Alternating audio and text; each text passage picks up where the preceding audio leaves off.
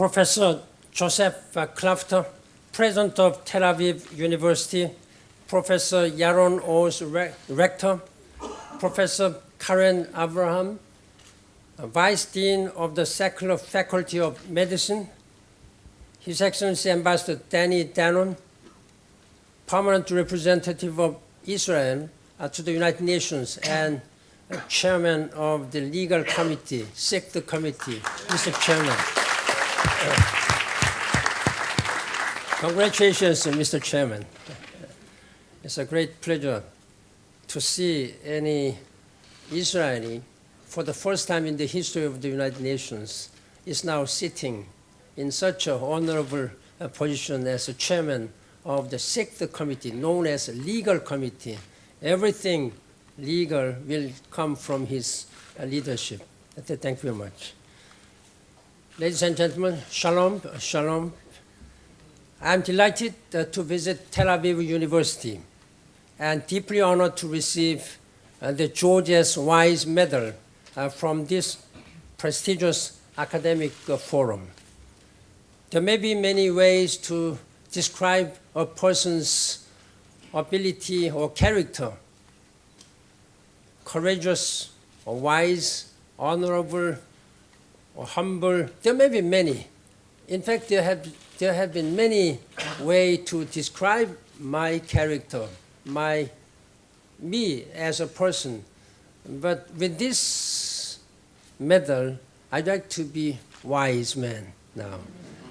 This is most important character of a person. So let's be a wise person. I thank you very much for this recognition. I know that this recognition symbolizes the common goals of our institutions: progress, prosperity, and peace. I accept this humbly in the name of all the women and men of the United Nations working to advance peace, development, and human rights around the world and around the clock. I look forward this morning to the innovative presentations that will follow this ceremony. Over the past almost 10 years as the Secretary General of the United Nations, I have witnessed countless examples of the power of science and technology to transform human lives and our life. Advances in health have helped mothers survive childbirth and assure their young ones a healthier future. A revolution in energy is ushering in a future of sustainability. Global communications technologies are linking people as never before in webs of commerce, culture, and connection. Our challenge is to harness the innovation taking place in the research labs of this campus and around the world to meet the challenges facing humanity, from tackling climate change and disease, to preventing cybercrime, to promoting food security, and so much more. I am pleased that cooperation between the United Nations and Israel on these issues continue to grow. Last December, the General Assembly of the United Nations adopted a resolution on agricultural technology initiated by Israel. In 2014, UN member states adopted another Israel-sponsored resolution promoting entrepreneurship. The United Nations is drawing on the advice of Israeli organizations working to advance human rights, enhance disaster relief, and expand opportunities for people with disabilities. Two such NGOs, Zaka and Access Israel, have been granted special status at the United Nations. And just this month, for the first time in history, as I just introduced, the permanent representative of Israel, His Excellency Ambassador Danon, was elected chair of one of the General Assembly's 6 primary committees comprised of all member states. These are examples of growing recognition of the contribution Israel can make and has been making, and how Israel and the United Nations can work together for the global common good. Excellencies, ladies and gentlemen, dear students, beyond scientific and technological research, I know Tel Aviv University is also a place of learning and innovation in the humanities, history, and much more. In fact, a member of my own delegation, David Sharia, where are you sitting? Oh, yes. He earned his PhD from the Law School of Tel Aviv University, and he's a great asset in the UN staff.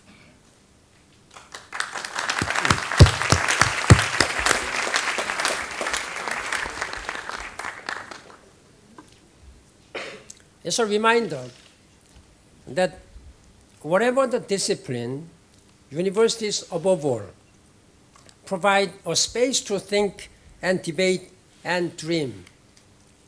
That's why I love visiting universities.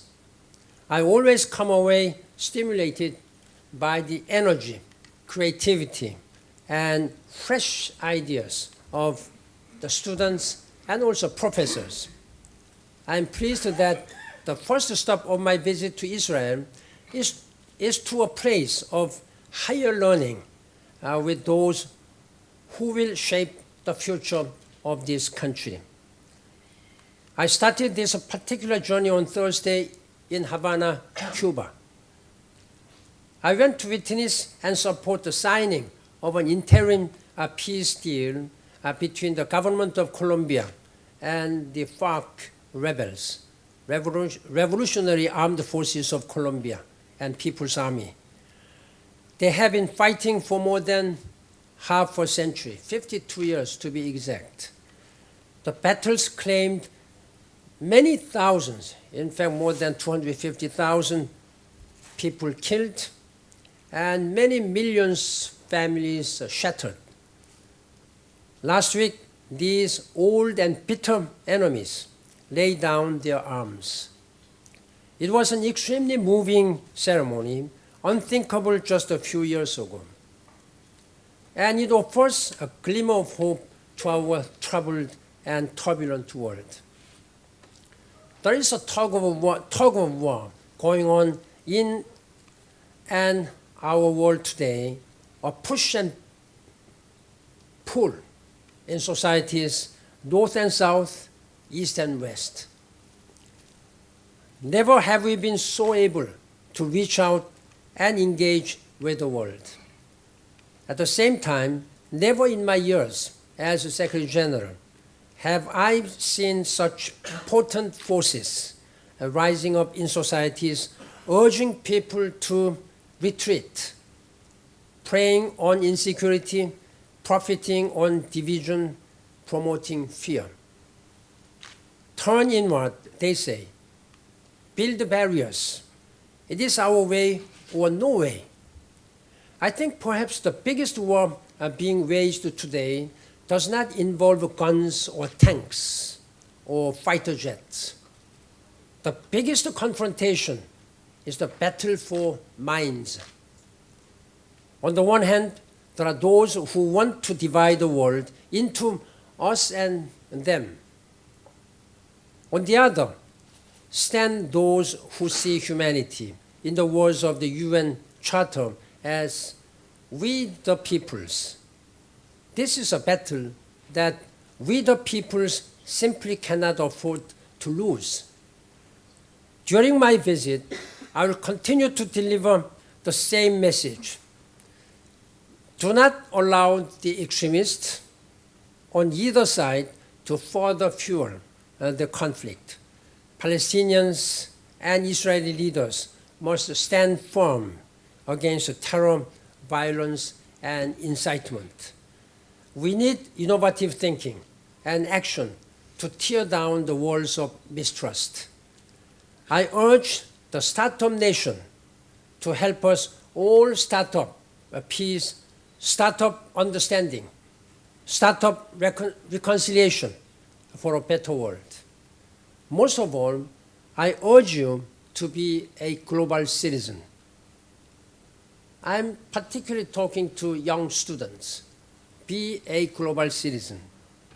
Be a proud citizen of your country, but never forget that challenges know no borders, and that you are also a citizen of the world. Embrace that understanding. Practice it in your daily life. We have a new agenda that can help realize that vision. It was unanimously adopted last September by the leaders of the world, of the United Nations. 193 member states unanimously adopted this vision. It is called 2030 Agenda for Sustainable Development, and with the 17 Sustainable Development Goals, which covers whole spectrums of our life and our planet Earth. It's a blueprint, building a people-centered and planet-friendly future. It will put us and all of our people and our planet Earth onto a sustainable path. Our ambition is a world where we can leave no one behind. Everybody should be on board. Our goal is a life of dignity for all. As a universal agenda that applies to all people and all the countries. It is as relevant to a villager in a far-off community as it is to a young person upset with the growing inequality and injustice around the corner. I urge you to make most of this agenda and its 17 Sustainable Development Goals. Use it to fight inequality, build bridges rather than building walls, secure human rights, ensure inclusive societies. Excellencies, distinguished professors, ladies and gentlemen, dear students, I want to thank you once again for this opportunity and for this great honor for me and for the United Nations. Over the course of the next 2 days, I will speak to the leaders responsible for bringing peace to Israelis and Palestinians. I will discuss in-depth concrete actions to make words reality. As I do, I have a Hebrew word foremost in my mind, the word for responsibility, achrayut. I have been told that it is based on a word, acher, which means the other, not me, the different one. In other words, responsibility is more than taking ownership for one's actions. It is about seeing your actions through the prisms of others' concerns and seeking to understand their needs as your own. If everybody practices this spirit of responsibility, achrayut, I think our world will be much more peaceful and harmonious and prosperous.